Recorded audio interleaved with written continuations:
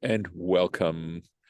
Baruch atah Adonai Eloheinu melech haolam asher kitshanu b'mitzvotav v'tzivanu la'asok b'divrei Torah.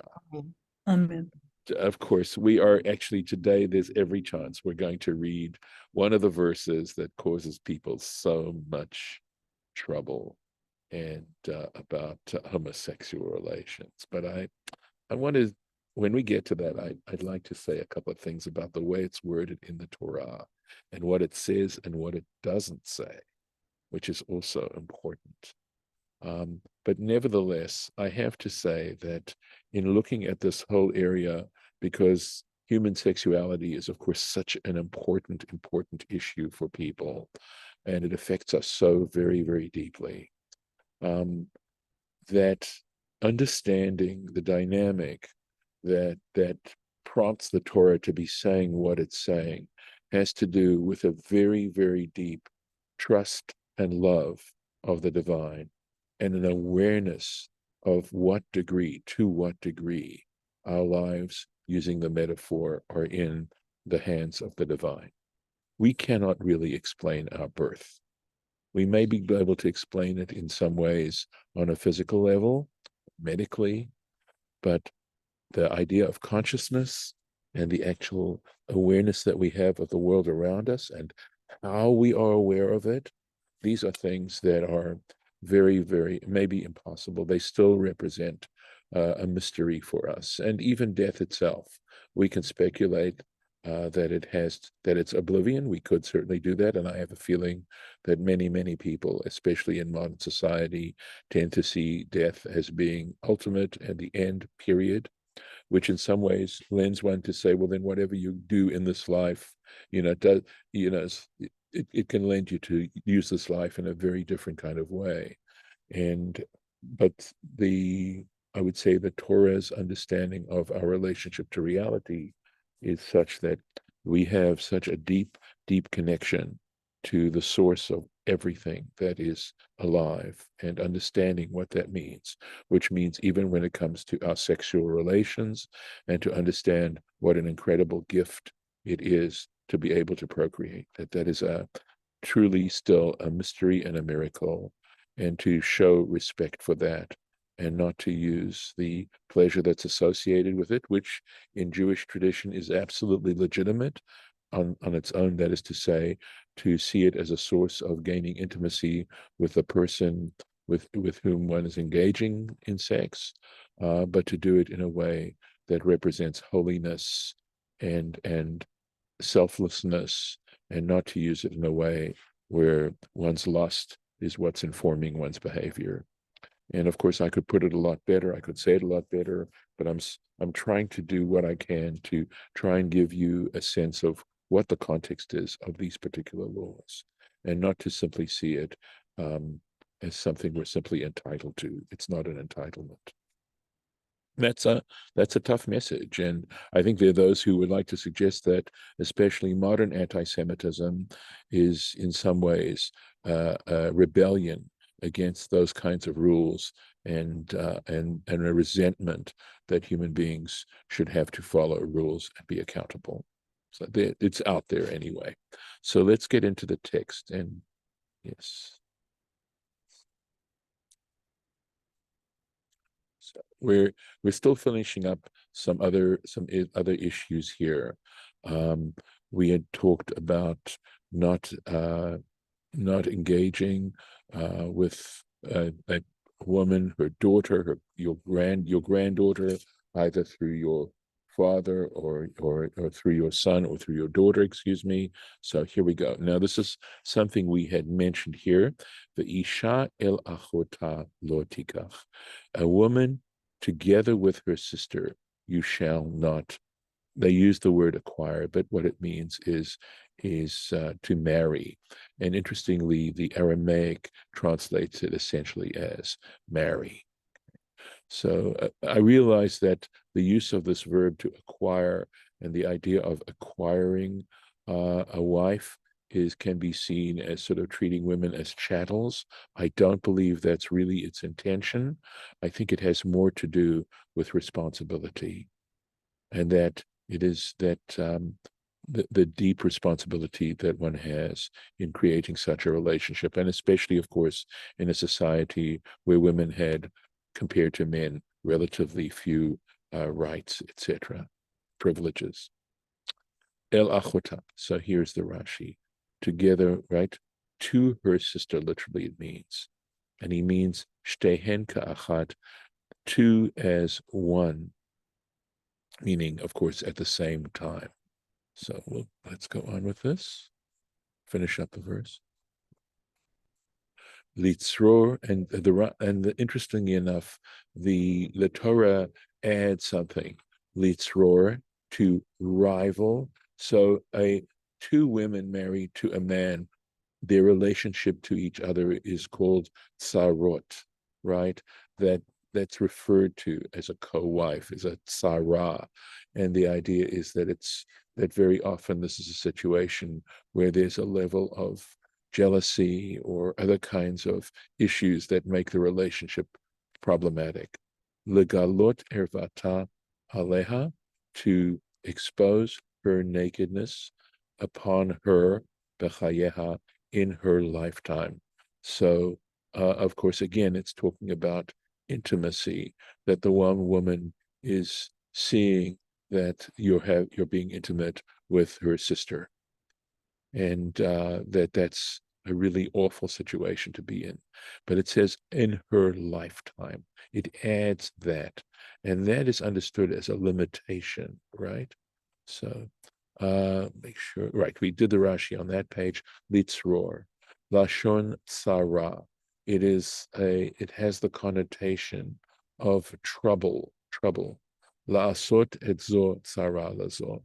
So it could also be understood technically as co-wife, but I think it really also does come from the Yiddish, like the Yiddish word soros comes from this word, right? But here the way Rashi's saying it is to turn one as a co-wife to the other, but it does have that connotation, that negative connotation. Bechayeha, there we go, in her lifetime.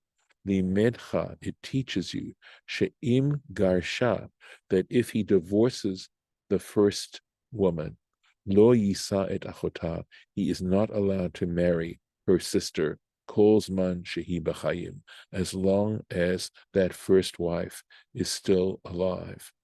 He cannot, even though he's divorced, he cannot marry her sister.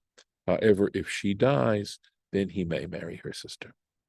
That's the Bachayeha, as long as she's alive. Any questions about that? Or any issues you want to raise? Okay, I'll go on. Ve'el isha benidat tumata, and to a woman when she's in the isolation of her impurity, meaning when she's menstruating. Lo tikrav, you shall not be intimate. You shall not be intimate with her. Legalot ervata, again, to expose her nakedness. There is no Rashi on this. There's a whole tractate called Nida, which deals with it. But the word Nida essentially has the word of isolation, and the word is also used for excommunication, right? So there's, of course, a lot of ink spilled on this particular idea and whether it's negative or whether it's actually a positive thing for the woman. Ve'el eshet amitcha lo titen shchovtecha lazara, and to the wife of your friend, you shall not give your seed to sow, literally, right? And it's shchovet is the actual noun here. And I'm sure it comes from lying, right? To lie down. So again, basically forbidding adultery, right? Letom Abba, to make her impure. And I think in this, whether it's referring in a sense that first of all, it puts her in a position where if she goes back and continues to cohabit with her husband, essentially this is harlotry. Okay. And it's considered to, yeah, go on, Lauren, please. So Chabad says to become defiled by her, Yes. which is the kind of the opposite of what you That's just true. said. That's true. That's true. So yeah, I mean, the ba can mean through her. It can mean through her. But the fact that Tom'ah is sort of interesting, right? Because, and it's true that it's the tameh or ta would mean to cause her defilement.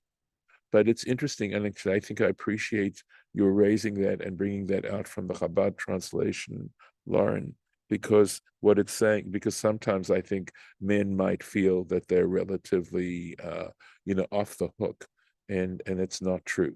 At least from the Bible's point of view, the man is not off the hook. The fact is that it has spiritual defilement for him to do such things. So I'm very comfortable with Chabad's interpretation of that. Yeah, I would have to say I stand corrected. Yeah, thank you.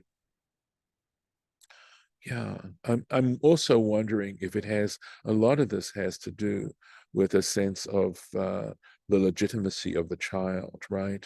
And to that creating what we would call illegitimate children uh, has a spiritual meaning to it.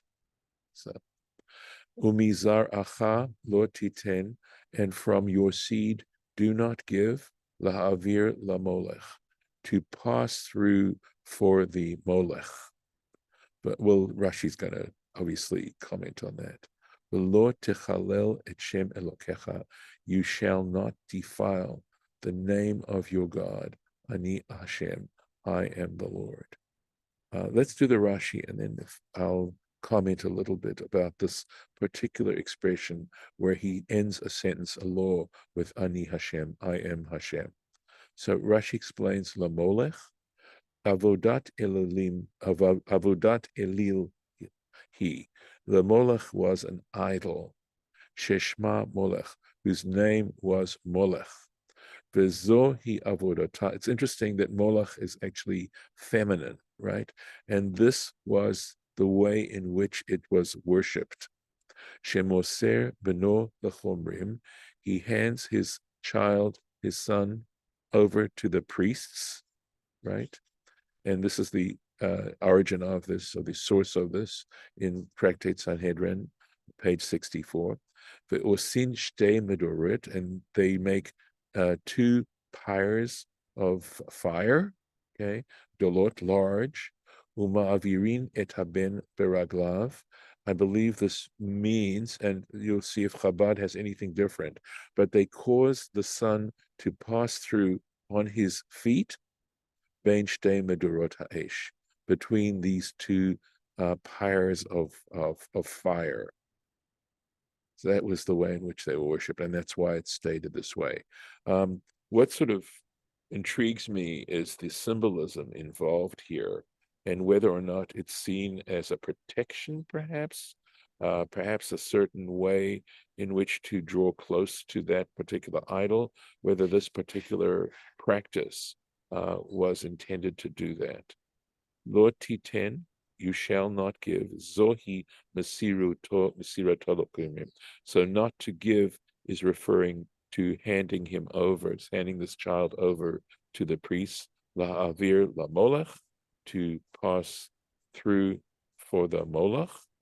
And Rashi says, oops, let's see. Maybe I missed something. Let's see if it's on the next page. Yeah. Zo ha'avat ha'esh.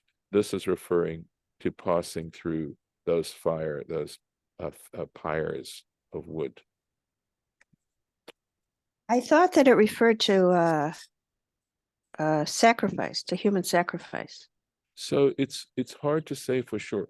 By the way, I've also heard an interpretation that it has to do with seminal emission, period, and not, in other words, giving one seed for no purpose. So, in other words, so against male masturbation to a point of emitting semen. I've heard that. But it seems like Rashi is, I'm not sure here, but let's see. Go ahead. The two things that Rashi says, like the first one, avodat elilim hi Right. sheshma molech. In other words, the molech would be the name of a certain practice.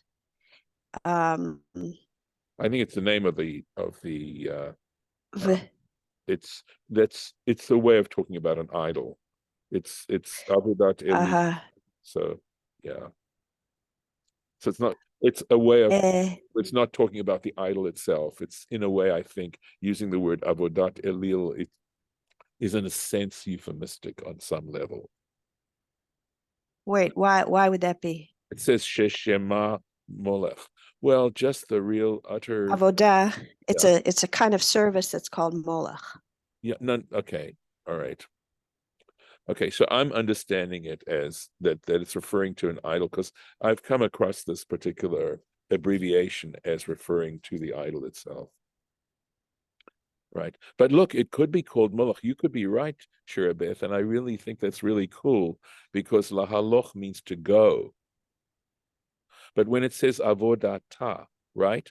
Sounds is that referring to the practice or is it referring to the idol? That this is how you So worship. here's what Chabad says. Okay. With the first Rashi for Moloch, the translation says a form of idolatry named Molech. Okay. And so it's the idolatry, not the idol. And Right. this was the manner of its worship, that one would hand over one's child to the pagan priests who would make two huge fires the child would then be passed through on foot between the two fires. So when you said that there's that supports Shirabeth's interpretation. exactly, and when you said la molech, were you getting you said it was feminine? Are you getting that because it said la instead of le molech? No, How did you because it says he. He is she. Sheshma. No, but I think that refers to where does it avodah. say he? It does. I think again this is the second time today that I don't see that on the I don't see that on the in the text of the in the actual verse of the Torah. No, it just says and that's the reason why I was translating it as an idol, because it says lahavir la molech. Okay, but the way Rashi seems to be translating based on what Shirabeth and Chabad appear to be saying is to pass over in this molech type of practice. In other words, I was understanding Moloch as the name of an idol, but the truth is I haven't seen it called that elsewhere. And, this is part of one's learning the most from your students. And so there are two examples of that today, and I appreciate it. So Molech is understood more as the practice itself, right? And Rashi is simply saying it is a type of idolatrous worship. So I have to revise my understanding of La Molech. So he's understanding. Although there's also a question here of when they talk about ma'virin et haben beraglav ben shtei medurot ha'esh. Yes. I always thought that he was like the child was sacrificed and killed, but that doesn't sound like necessarily killing him. Correct. That does not. It's more the practice, right? There may be another place where they talk about that, but here they're not talking about killing the child necessarily. So look, if we've both clarified our ideas as to what this verse means, I think that's a good thing, Shechianu moment. So, but thank you, and Shirabeh, thank you. You see, we need you to be here. You gotta keep me straight. Yes, go ahead. I have to somehow keep my exercise going and my Torah going. There we go. go. So simple. Right. Me too. Mens sana incorpore sane. Right. Yeah, it's harder than it sounds. Always. Okay, let's go on. Okay, let's go on to and maybe I shouldn't, right? So you said you were going to mention about Aniyat Hashem or whatever it says at the end. Thank you. Right. So there's a general understanding that that's like a seal, right? That God's putting a seal on this.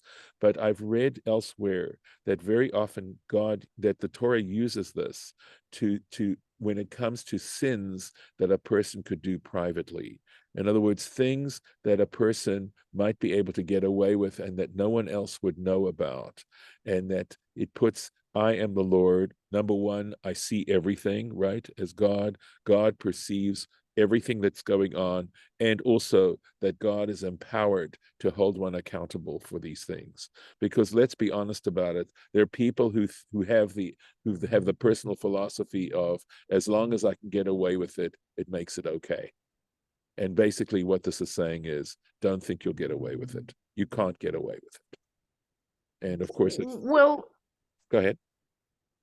I mean, the idea of passing the child through Molech, and you're saying that it's could be a private sin, I guess. But if it's talking about on its feet, I guess it's talking about the child has to be at least toddling age to pass on its feet between the fires. Well, And, you know, yeah. it doesn't sound so private. And I know you're saying then Yeah, that's why it's symbolic.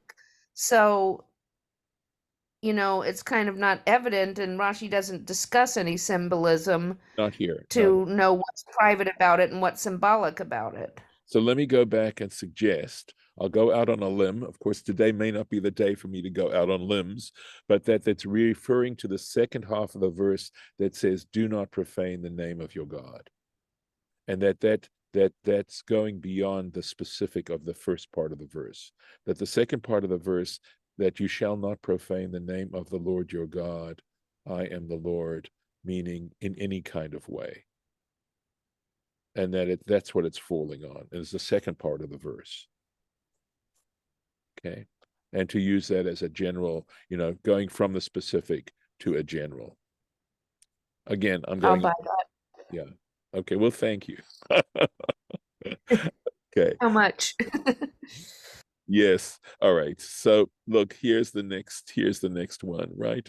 And this is a terrible place for me to end this morning, because I'm going to have to, I think this is going to require some further discussion, but it's interesting that there's no Rashi on this. Ve'et zachar, and male, lo tishkav mishkavei isha. You shall not lie down, the lyings down of a woman, to'evahi, and it uses this word to'eva. By the way, and I've tried to my understanding is that the word to'eva has to do with disgusting. Okay, it's a disgusting thing. And the reason why it's mishkavei isha, the lyings down on a woman, is implying that there are two ways in which one can be intimate with a woman, and that's why it uses that. I have just a few minutes, so maybe I can try and tell you. But notice what it's talking about. It's talking about the actual act of coitus. It's actually talking about that. And it's not saying that you might not fall in love with a person of the same gender. And it's not necessarily forbidding that.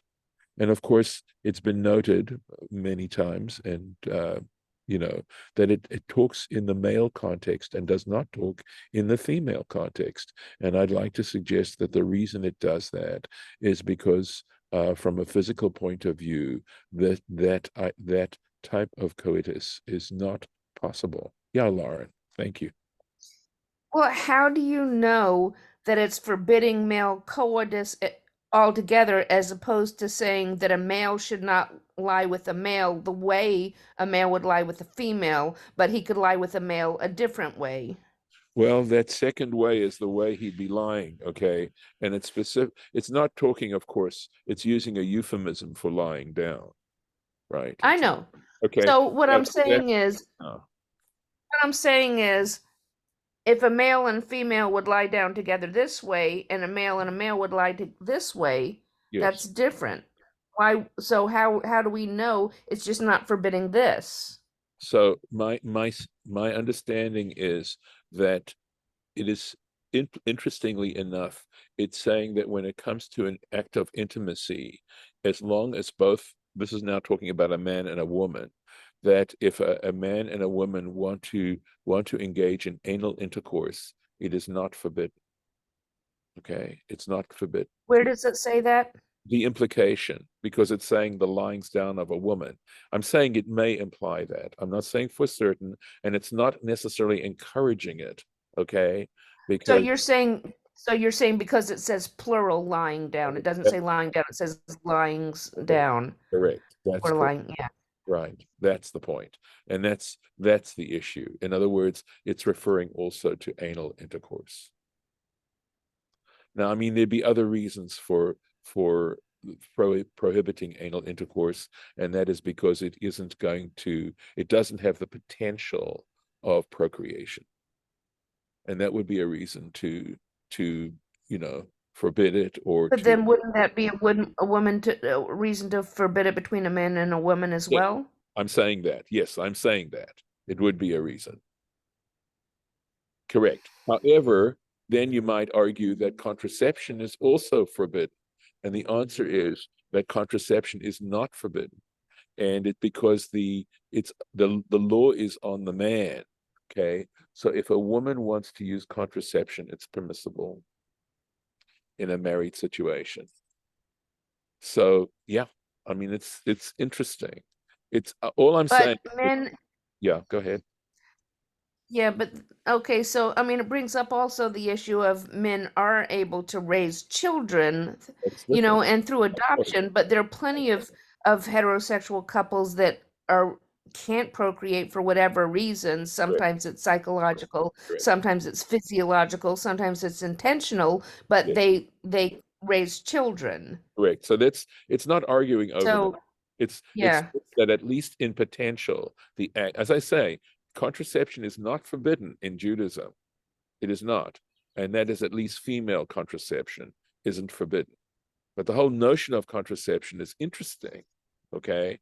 And it's because I think in a way, the Torah and Judaism is affirming the the positive nature of that act of intimacy, that it can in fact be without the procreative element, can also be something that is a loving act between two people, and to prevent people from having such a loving act is not proper, but there are proper ways in which to do it, and there are rules about it. Okay, so again, I don't. And this also brings to mind, why is abortion legal in Judaism? Because, if procreation is such a mitzvah Yes, and, the sex is good because of the procreation, yes, then why would then you know, correct. I mean, so, okay, if you're arguing the case of saving a life, Yes. okay, even that is kind of debatable, and I won't get into that debate right now. Okay. But a lot of these are not related to that.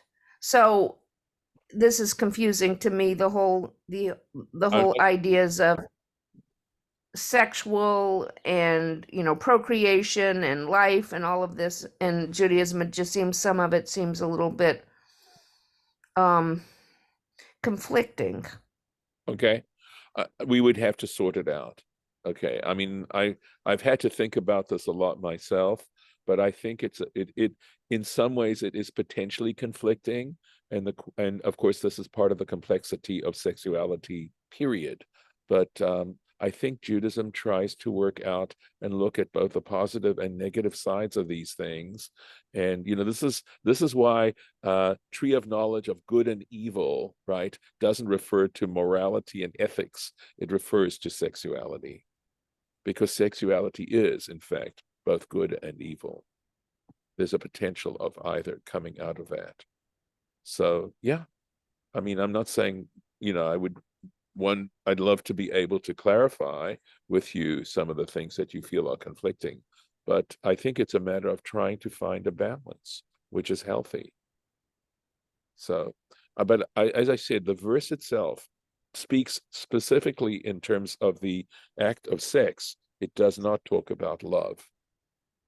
So for two men to love each other deeply, or two women to love each other deeply, although the verse is referring to men and not to women, and there's no comment on that at all, okay, is not forbidden. I'm understanding this, I'm taking this, for what it's Although for some people, intimate relationships is part of the composition of what creates and grows their love. Well, that's something that I And get. That's clearly up for, for argument. I understand. and when you Yeah. talk about Judaism and the laws being, doing what doesn't come naturally, Yes. it kind of sets up this whole conflict with what does come naturally, with what is nature, and like it seems like always picking what doesn't come naturally, or adding to it. I can see, like, saying a blessing before you eat, adding to Yes. nature. I can see that. But actually contravening it, that's a kind of huge conflict. And to say that you have to be separate from other animals by always choosing these laws against the laws of nature kind of seems weird, because the laws of nature were created by God for us, I would True, think. true, but that's also part. I mean, we're now past time, so I'm going to have to stop at this point. But I'm comfortable trying to discuss that with you. Let's stop for today, Lauren. Let's see if we can start off with this tomorrow. Okay, how does that sound? If you can I hold the think it's a great idea.